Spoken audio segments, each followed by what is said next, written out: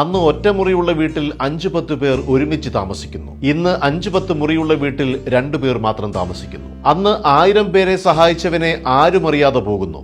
ഇന്ന് ഒരാളെ സഹായിച്ചവനെ 1000 പേരറിയുന്നു. അന്ന് അരച്ചാൺ വയറിനു വേണ്ടി നമ്മൾ കിലോമീറ്ററുകളോളം പോയി ജോലി ചെയ്യുന്നു. ഇന്ന് ഒരു ചാൺ വയറ് കുറയ്ക്കാനായി നമ്മൾ കിലോമീറ്ററുകളോളം നടക്കുന്നു. അന്ന് ജീവിക്കാനായി നമ്മൾ ഭക്ഷണം കഴിക്കുന്നു. ഇന്ന് ഭക്ഷണം കഴിക്കാനായി നമ്മൾ ജീവിക്കുന്നു. അന്ന് വീടിനകത്ത് ഭക്ഷണം കഴിച്ച് പുറത്ത് ടോയ്ലറ്റിൽ പോകുന്നു. ഇന്ന് പുറത്ത് ഭക്ഷണം കഴിച്ച് അകത്ത് ടോയ്ലറ്റിൽ പോകുന്നു. അന്ന് മാനം മറയ്ക്കാനായി നമ്മൾ വസ്ത്രം ധരിക്കുന്നു. ഇന്ന് മാനം തുറന്നു കാട്ടാനായി നമ്മൾ വസ്ത്രം ധരിക്കുന്നു. അന്ന് കീറിയ വസ്ത്രങ്ങളും തുന്നിയെടുത്ത് നാം ഉപയോഗിക്കുന്നു. ഇന്ന് തുന്നിയെടുത്ത വസ്ത്രങ്ങൾ നാം കീറിപ്പറിച്ചുപയോഗിക്കുന്നു. അന്ന് അധ്യാപകരുടെ കയ്യിൽ നിന്നും അടി കിട്ടാതിരിക്കാൻ കുട്ടികൾ പ്രാർത്ഥിക്കുന്നു. ഇന്ന് കുട്ടികളുടെ കയ്യിൽ നിന്ന് അടികിട്ടാതിരിക്കാൻ അധ്യാപകർ പ്രാർത്ഥിക്കുന്നു. നാം പിന്നിട്ട വഴികൾ ഒന്ന് തിരിഞ്ഞു നോക്കാൻ ആരോ എഴുതിയ അർത്ഥവത്തായ വരികൾ.